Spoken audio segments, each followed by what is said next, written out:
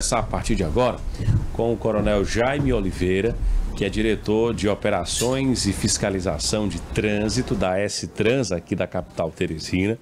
Ele vai conversar conosco porque vem aí mais uma informação que vai gerar até um certo burburinho entre a categoria, né, Helder Felipe? Porque os motoristas por aplicativo têm que realizar uma regularização para poder circular na capital. Coronel, como é que vai funcionar esse cadastro? Como é que o motorista pode fazer esse cadastro junto à S-Trans? Na verdade, hoje os usuários de aplicativo, né, uma pessoa que pega um ônibus, um veículo ou uma moto sob o uso do aplicativo, em Teresina, essa categoria não está regularizada. Na S-Trans, dentro da Diretoria de Transporte Público, só estão regularizada os ônibus, os táxis, os mototáxis e as vans credenciadas na S-Trans, que anualmente renovam os seus alvarás, passam por uma inspeção veicular para saber as reais condições desses veículos, no que diz respeito à frenagem, a limpador de para-brisa, até por conta do problema do período invernoso, problema de pneus, né, se tem sulco, se não tem, ou seja, é feita uma inspeção veicular anualmente, até porque esses veículos produzem pessoas dentro do sistema de transporte público da S-Trans. Ou seja, o carro nas condições inadequadas para circular ou fazer qualquer trabalho remunerado, é necessário que ele esteja credenciado, né, cadastrado, dentro da autarquia de trânsito, onde o trânsito é municipalizado, que é o caso aqui da cidade de Teresina. Então, no Brasil todo, é fato, nós já sabemos, né, que a categoria de aplicativos está circulando em todo o país, e aqui também não é diferente. São Paulo já foi até a Câmara, agora algumas cidades de São Paulo, se não me falha a memória, Sorocaba, essa categoria já está regularizada. No caso aqui da capital de São Paulo, não foi aprovada esse projeto de lei na Câmara Municipal, de tal forma que aqui em Teresina, com a assunção do senhor prefeito Silvio Mendes, à Prefeitura de Teresina, no dia 1º de janeiro do corrente ano, e do doutor Daniel, superintendente da S-Trans, nós sabemos da necessidade premente, né, de regularizar essa categoria, tanto de moto como de carros, né? De tal forma que o nosso planejamento é que nós passemos a iniciar esse trabalho, até porque uma lei tem que a Câmara Municipal de Teresina, a previsão é para o mês de junho, no que diz respeito à legalidade através de lei municipal. Para isso, nós, da Diretoria de Operação e Fiscalização de Trânsito, nós iremos apresentar uma minuta de uma lei para o senhor superintendente, que será encaminhada através do nosso prefeito para a Câmara Municipal. Haverá uma discussão, sem a menor sombra de dúvida, entre a S-Trans, né, a assessoria jurídica da S-Trans, a diretoria operacional, bem como o representante das categorias, penso eu que através das suas associações ou sindicatos. E aí, após essa discussão, esse projeto deverá ir para a Câmara Municipal e lá será discutido, né, apreciado e colocado em votação. Então, aí sim, essa categoria estará regularizada para cadastrar, fazer o cadastro na S-Trans, repito, até porque eles irão fazer o transporte remunerado de pessoas, ou seja, de passageiro. Então, esses mesmos carros e motos deverão não só atender os requisitos da lei, mas também anualmente fazer a sua vistoria no que diz respeito a pneus, a frenagem, a limpador de para-brisa, o carro dos veículos, né? E outras coisas que na S-Trans é feita anualmente com os ônibus, que é feito na garagem, mas os táxis e as mototáxis são feitas lá na S-Trans, inclusive é sempre no início do ano. Então, no geral, quanto a essa categoria que opera hoje através dos aplicativos, a expectativa nossa da S-Trans é que em junho, estourando julho, nós possamos já estar trabalhando esse projeto de lei. O caso envolve um projeto de lei que está sendo montado, ainda vai ser analisado pela Câmara de Vereadores e caso seja aprovado, o senhor acabou de falar, a expectativa é de que possa começar a valer lá para o mês de junho, julho desse ano. A pergunta para o senhor agora esses motoristas de aplicativo, eles terão que pagar alguma taxa? Segundo, essa regularização, o senhor citou o caso dos ônibus, a fiscalização que ocorre sempre no início de cada ano. Vai ser a mesma frequência? Vai ser de 6 em 6 meses? Vai ser de 2 em 2 anos? nesse projeto de lei, se prevê algum valor a ser pago e se prevê também o tempo que essa regularização tem que ficar sendo feita? Na verdade, o projeto de lei ele vai contemplar algumas coisas, tipo quantidade de aplicativos de carros, quantidade de aplicativos de moto, né? Quais são os requisitos do veículo. O veículo só pode rodar até ano X, tanto o carro como a moto. Anualmente ou bienalmente, e aí vai estar tudo na lei, é que eles irão se submeter a essa inspeção que nós chamamos de inspeção veicular, repito, para saber as condições de trafegabilidade do veículo. Então, é a própria lei que vai definir esses requisitos e o quantitativo, que é o mais importante, o quantitativo de veículos cadastrados nessas plataformas. Então, essa é a ideia, né?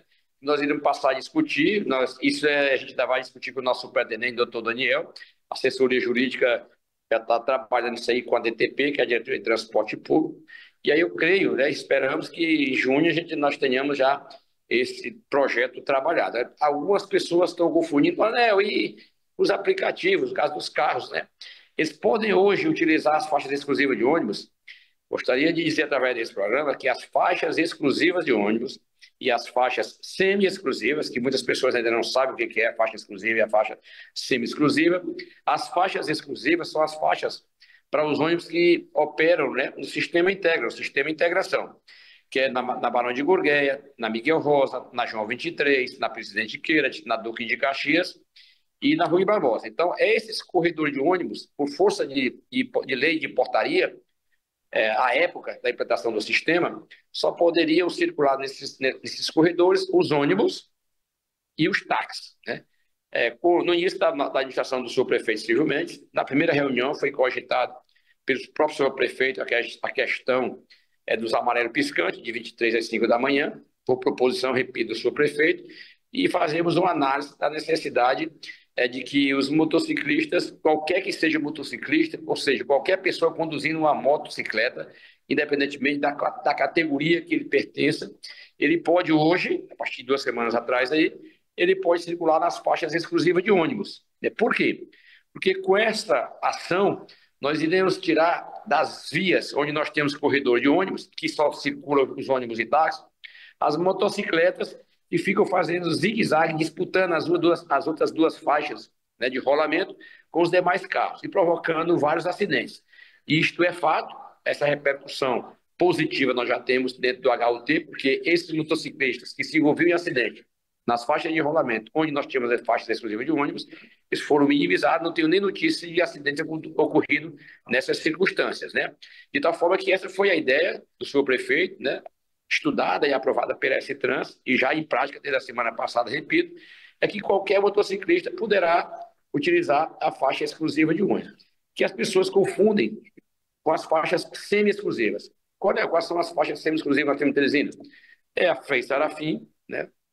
Do sentido oeste-leste, do sentido leste-oeste, Coelho de Resende, Pinto de Castro. Então, são faixas semi-exclusivas de ônibus, que também são destinadas aos ônibus e táxis, e qualquer condutor de veículo automotor, seja ele carro ou moto, ele só pode acessar essa faixa semi-exclusiva de ônibus, quando, do momento que ele acessou a faixa, no primeiro quarteirão, ele terá que fazer uma conversão, virar à direita. Por exemplo, se a pessoa estiver na Zona Leste e acessar a Frei Sarafim, logo na subida nós temos ali uma sinalização, né, que detecta, ou seja, ela dispara, digamos assim, quando um veículo que está trafegando pela faixa exclusiva de ônibus, que na faixa, no caso lá é a semi-exclusiva, e que ele não seja táxi ou ônibus. Então, ele passa por aquele primeiro sinalização, ele próximo daquele colégio.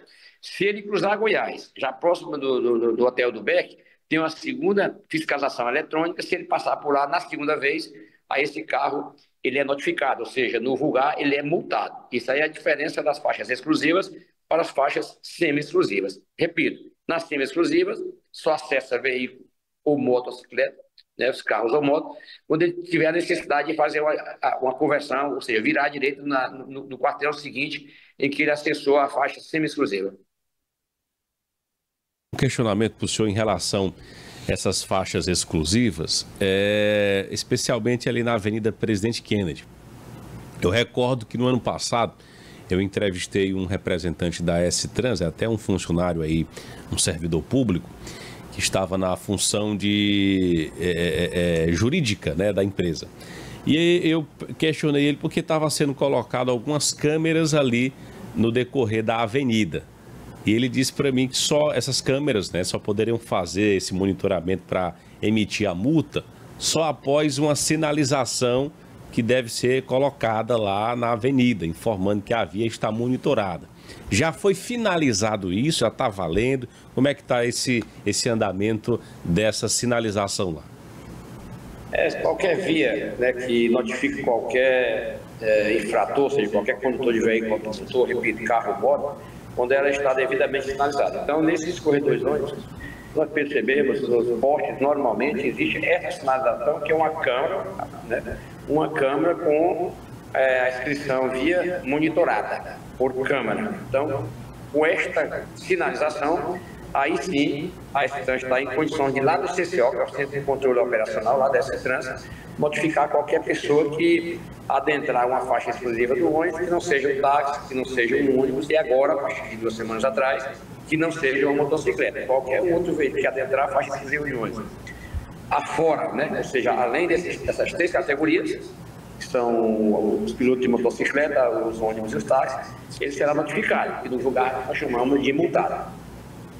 Ou seja, lá já foi implantado, eu digo ali, depois do terminal zoobotânico, que eu não vi a presença da placa, né, informando que está monitorado. Somente onde tem já a sinalização, repito, retangular, no sentido vertical, onde tem o desenho de uma câmera e a inscrição monitorada por câmera. Se não tiver essa sinalização vertical, ou seja, tem um poste no barrote de ferro, a S-Trans não poderá, lá do nosso CCO, fazer essa notificação. Perfeito, okay. Perfeito. Tá aí. Coronel Jaime Oliveira, obrigado pela sua participação conosco aqui no Jornal da Tarde Piauí. Seja sempre bem-vindo. Eu gostaria até de, se me permitir, se ainda tiver tempo, fazer uma observação importante. É que nós temos questionamento das pessoas ainda quanto às notificações feitas nos shoppings e supermercados, né? Na verdade, quanto ao shopping supermercado, não é fato novo, isso é desde 2015.